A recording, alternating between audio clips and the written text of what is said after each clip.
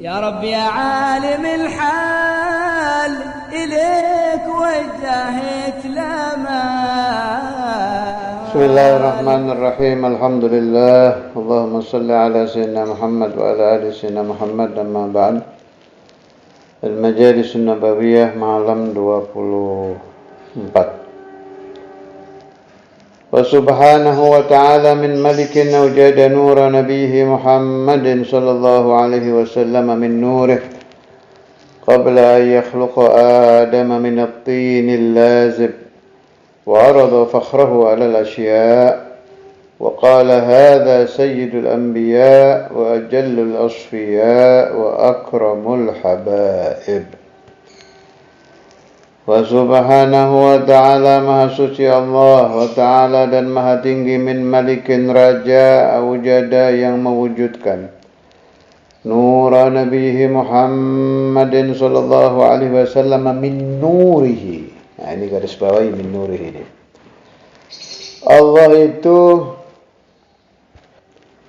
menciptakan Nabi Adam minat-tinil lazib, dari tanah liat, gampangnya gitu deh. Lazib yang lengket. Maksudnya dari tanah liat. Kalau menciptakan Nabi Muhammad min nur, min nurihi, dari cahaya Allah. Maksudnya bukan Allah itu bentuknya cahaya, kemudian cahayanya diambil dikasihkan Rasul. Ngawur pemahaman yang seperti itu. Maksudnya min nurihi, dari cahaya ciptaan Allah. Artinya apa? Bahan dasar penciptaan Nabi Muhammad itu nur, itu maksudnya. Saya ulangi, bahan dasar penciptaan Rasulullah itu nur.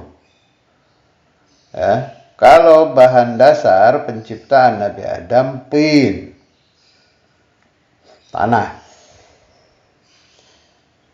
Qabla an yakhluqa Adam min at-tinil lazib. Allah menciptakan Nur Muhammad itu sebelum menciptakan Nabi Adam. Artinya Nur Muhammad adalah paling dulunya ciptaan Allah. Saya ulangi, Nur Muhammad itu paling dulunya ciptaan Allah. Wa arada, dan memperlihatkan fakhrahu, keunggulan Rasulullah sallallahu alaihi wasallam alal asya, atas segala sesuatu. Wa qala, dan berfirman Allah ini, qala ini kembalinya dhamir ke Allah ya. Hadza sayyidul anbiya. Khitabnya hadza ke Nur Muhammad. Ini adalah pimpinan para nabi, wa ajallul asfiya, dan paling agungnya para pilihan, wa akramul habaib, dan paling mulianya kekasih-kekasih Allah.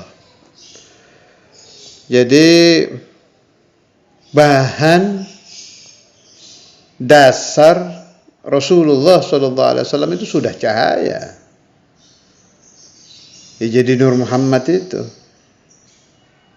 Allahumma sholli alaihi wa ala alihi. Kalau bahan dasar Nabi Adam at-tin, ya, sampai turun ke bangsa manusia itu. Min at-tinil lazib. Lalu Nur Muhammad ini kan pembahasannya itu ada dua ya. Ada lahir bimakna ijad, artinya Allah mewujudkan Nur Muhammad, itu yang sering sudah saya bahas. Awalul khalqi ya. Pertama-tamanya makhluk Allah adalah Nur Muhammad. Ada lagi kelahiran Nur Muhammad di alam dunia. Maknanya kelahiran itu pindah dari tulang sulbi ayahnya ke rahim ibunya. Pindahnya, atau kalau Mbah Maimun Zubair itu pakai bahasa pindai sukmo.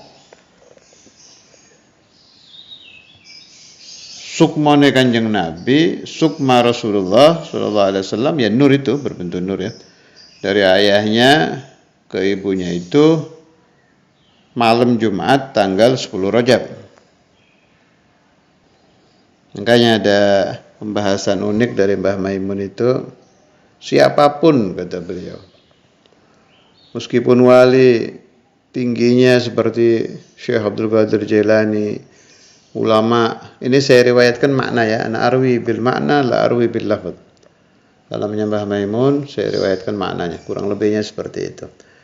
Ulama tingginya ilmu seperti Al-Imam Syafi'i, tidak ada yang tahu tentang lahir hakiki. Mereka tahunya tentang lahir wadai. Apa itu lahir wadai? Lahir wadai yang kita alami nih, kalau bahasa Jawanya weton. Kamu siapa namanya? Nama saya Zaid. Tanggal lahir? Cara orang Jawa, wetonmu, wetonnya berapa?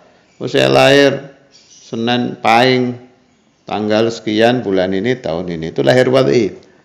Yang ada istilah ultah, hari, ulang, tahun, kelahiran. Itu semua orang mengalami. Rasul Sallallahu Alaihi Wasallam juga ada lahir wadai. Ya 12 Rabiul Awal itu yang jadi peringatan hari ulang tahun kelahiran Rasulullah Azam Maulana Muhammad Sallallahu Alaihi Wasallam. Hari Senin 12 Rabiul Awal.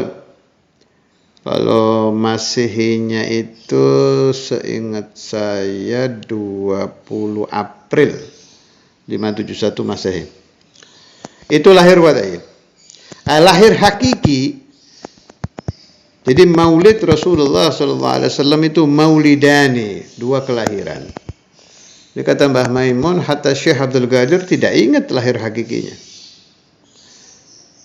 Perpindahan dari ayah beliau ke ibunya nggak ada yang ingat. Rasulullah SAW itu bisa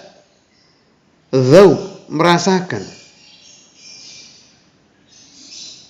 tahu Rasulullah SAW itu.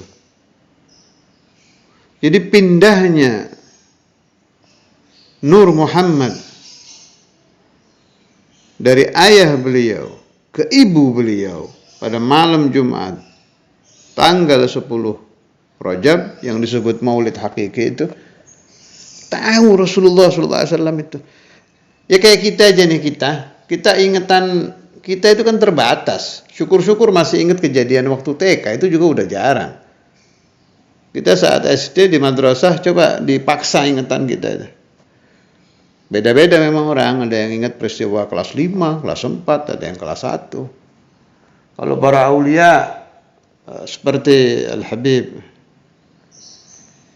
Al-Imam Al-Qutb Ahmad bin Hasan Al-Attas, beliau ingat waktu beliau dikhitan, dan ingat siapa yang mengkhitan beliau, peristiwa ketiga Yaumul Khitan beliau, ini sudah luar biasa ini. Ini Rasulullah SAW sampai kasyaf tahu perpindahan nur beliau dari ayah beliau ke ibu beliau malam Jumat tanggal 10 Rajab. Kasyafnya Rasulullah SAW itu tidak bisa dibandingkan dengan kasyafnya para awliya di atasnya lagi. Malah kalau Mbah Maimun waktu membahas itu beliau mengatakan, kalau ada wali ngaku, tapi mungkin khitabnya beliau itu ke wali-wali zaman kita ini, mengaku bisa yuhis, yadhuk, merasakan maulid hakikinya, kata beliau itu akon-akon. Akon-akon itu kalau bahasa saya kadzab, dusta, nggak ada itu min khususiyati Rasulullah SAW. Ini pendapat Mbah Maimun ya, dan saya ikuti. Jadi yang bisa merasakan maulid hakiki dari banil insan hanya Rasulullah sallallahu alaihi wasallam. Allahumma salli wa sallim wa barik alaihi. Ini saya baca Ta'liq Sayyid Muhammad halaman 18. Wa huwa huna yushiru ilal hadithil masyhur. Ada hadis yang masyhur. Awwalu ma khalaqallahu nura nabiyyika ya Jabir. Pertama-tama yang Allah menciptakan adalah nur nabimu wahai Jabir. Jabir sahabat Jabir bin Abdullah al-Ansari. Wa lafdhuhu an Jabir bin Abdullah qala qultu ya Rasulullah بأبي أنت وأمي أخبرني عن أول شيء خلقه الله قبل الأشياء قال يا جابر إن الله تعالى خلق قبل الأشياء نور نبيك من نوره. الحديث رواه عبد الرزاق الصنعاني بسنده عن جابر كذا في المواهب اللدنية. قلت والحديث مختلف فيه فبعض العلماء يثبتونه وبعضهم يردونه. Di sini ada khilaf, sebagian ulama mengakui, sebagian tidak. Kita bagaimana? Ya mengikuti pendapat yang menetapkan hadis ini. Dari sahabat Sayyiduna Jabir bin Abdullah, aku berkata, ya Rasulullah, beritahukan aku tentang yang pertama kali diciptakan Allah sebelum apapun. Menjawab Rasulullah sallallahu alaihi wasallam, wahai Jabir, sesungguhnya Allah Ta'ala menciptakan sebelum apapun nur nabimu min nurihi, dari nurnya. Jadi pakai kata-kata min nurihi. Makanya ini yang dipakai sama pengarang Ad-Diba. Subhanahu wa ta'ala min malikin awjada nur nabiyhi Muhammadin sallallahu alaihi wasallam min nurihi. Jadi memang di hadisnya begitu. Khalaqa qabla al-asya'i nur nabiyyika min nurihi. Qala Az-Zarqani. Sekarang kita masuk ke pembahasan hadis awalu ma khalaqallah al-qalam. Rawahu al-Baihaqi aidan bi ba'd al-mukhalafah wa la yu'ariduhu hadits at-Tirmidzi. Ada hadis Imam Tirmidzi seperti bertentangan dengan hadis ini. Padahal kalau pembahasannya Sayyid Muhammad tidak bertentangan. Tapi hadis ini saya dengarkan di pembahasan ulama-ulama lain itu dipakai dalil untuk bantahan hadis Nur Muhammad. Jadi awalu ma khalaqallah al-qalam. Yang pertama kali diciptakan Allah adalah qalam. Nah, bagaimana ini? Ini pembahasannya Sayyid Muhammad bagus ini. Idh yumkinul jam'u bainahuma. Jadi dua-dua hadis itu benar, bisa kita kumpulkan. Bi anna awwaliyatal qalami bin nisbati ila ma'adan nuril Muhammadi. Jadi awwalu khalqillah al-qalam itu nisbi. Ya, betul yang pertama kali diciptakan Allah qalam, benar itu, tapi tidak memasukkan Nur Muhammad. Kalau Nur Muhammad dimasukkan, jelas awal khalqillah Nur Muhammad. Apa maksudnya nisbi itu? Jadi awwalu khalqillah al-qalam. Yang pertama kali diciptakan Allah adalah pena al-qalam. Bin nisbah selain Nur Muhammad. Itu ditinjau selain Nur Muhammad. Ya kayak gini loh, kayak hadis yang tentang al-ibtida bil basmalah, al-ibtida bilhamdalah, itu kan biasa itu di hadis-hadis begitu itu. Jadi ada ibtida nisbi, ada ibtida idhafi. Kalau bisa dikumpulkan seperti ini yang dibahas oleh Sayyid Muhammad, dikumpulkan saja. Mana al-qalam bin nisbah selain Nur Muhammad. Pendapat lain, Wa qila al-awwaliyatu fi kulli syai'in bil idafati ila jinsihi. Pembahasan awaliyah itu ditinjau dari jenisnya. Jadi ay awwalu ma khalaqallahu minal anwar nuri. Yang pertama kali diciptakan dari kelompok cahaya adalah Nur Muhammad sallallahu alaihi wasallam. Jadi kalau santri Darul Hadis atau Ribat dengar orang membantah urusan ini, udah jangan kaget. Dari dulu memang udah ribut urusan Hadisun Nur ini. Ada yang bilang kolam, ada yang bilang ini, bilang itu. Tinggal kita pakainya yang mana gitu. Sudah saya bahas kemarin kan ya. Kita tetap merujuk kepada yang dipakai oleh masyayikhuna.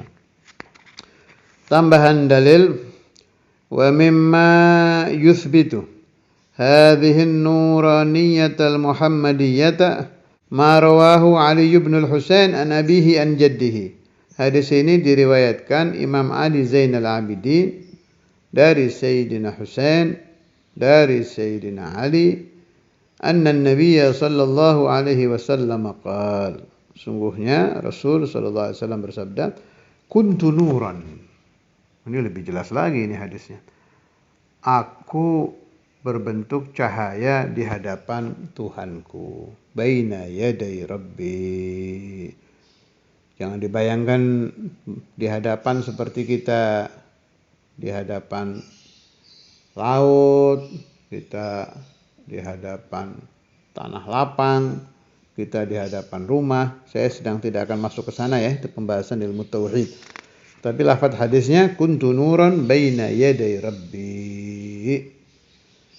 Artinya hadis ini menjadi dalil bahwa memang Nur Muhammad itu asbaq, lebih dahulu. Hadis yang diriwayatkan al-Imam Ali Zainul Abidin tadi, zakarahul Hafidz Abdul Hasan Ali bin Muhammad bin Al-Qattan fi ahkamih wa Ibn Al-Qattan min nugadil hadith al-ma'rufin bi sina'atihi wa min ashaddil ulama'i inayatan birriwayati wal hifdhi wal itqan. Padahal kata Sayyid Muhammad Al-Hafidz Abdul Hasan Ibn Al-Qattan itu pengkritik hadis ulung. Artinya seorang seperti beliau saja mengakui hadis Nur Muhammad itu. Tambahan dalil yang dari Al-Quran. Wa mimma yuthbitu hadhihi an-nuraniyata qauluhu ta'ala qad ja'akum minallahi nur. Jelas lafaznya. Qad ja'akum minallahi nurun wa kitabun mubin. Telah datang kepada kalian umat Nabi Muhammad SAW dari Allah nur dan kitab yang jelas. Faqad qala kathirun minal ulama innal murada bin nuri huwa Muhammadun sallallahu alaihi wasallam. Kadza fi tafsir at-Tabari wa Ibn Hatim wal Qurtubi. Banyak ulama menafsirkan qauluhu ta'ala qad ja'akum minallahi nur, makna nur adalah Rasulullah sallallahu alaihi wasallam. Kalau menurut saya mah udah cukup ini. Ada hadis dari Sayyidina Ali Zainal Abidin, dari Al-Qur'annya juga sudah ada. Pendapat dari para pengkritik hadis juga sudah ada. Jadi benar bahwa awwalul khalqi Nur Muhammad. Kenapa ulama-ulama berpanjang-panjang membahas ini? Supaya hilang keraguan-raguan orang yang masih percaya awwalul khalqi bukan nur. Dan itu sering terjadi. Begitu kita lihat, nggak taunya ada Qur'annya, nggak taunya ada hadisnya, nggak taunya ada pengkritik hadis yang mengakui, ya kan, jadi iman jadi muncul bahwa awwalul khalqi Nur Muhammad sallallahu alaihi wasallam. Pembahasan Nur Muhammad ini pertama kali Saya tertarik itu waktu awal-awal saya ngaji di Giren. Waktu itu ada rekaman ceramah Mbah Maimun waktu diundang di Tegal itu. Beliau di kaset, zaman itu kan masih pakai kaset ya.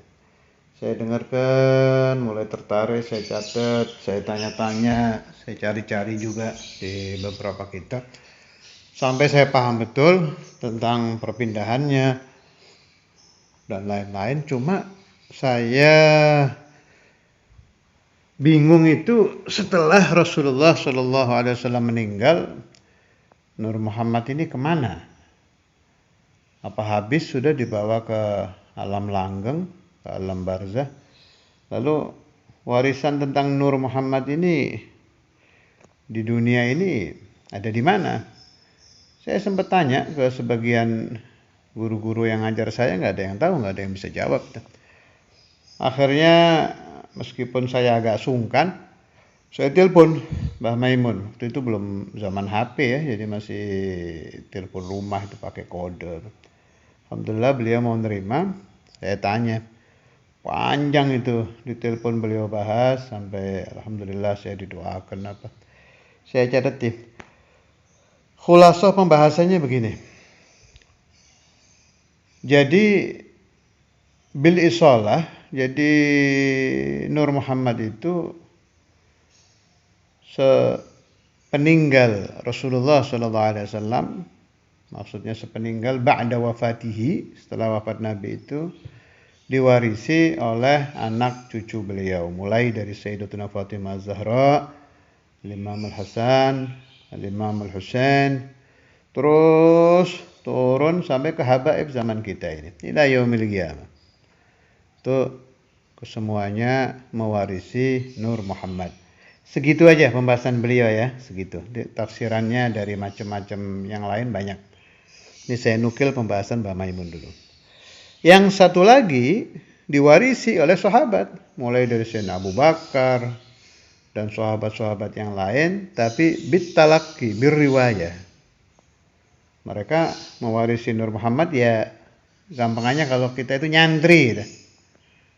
Kewarisan juga. Berriwayah.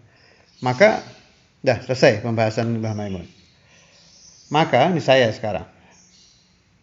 Umat Nabi Muhammad ini beruntung sekarang ini. Mereka kewarisan dua pewaris. Siapa dua pewaris itu? Al-ulama wa ahlul bait. Ulama yang silsilahnya sampai ke ashabu Rasulullah, ada lagi habaib yang silsilah nurnya sampai ke Sayyidatuna Fatimah Az-Zahra. Jadi ada dua.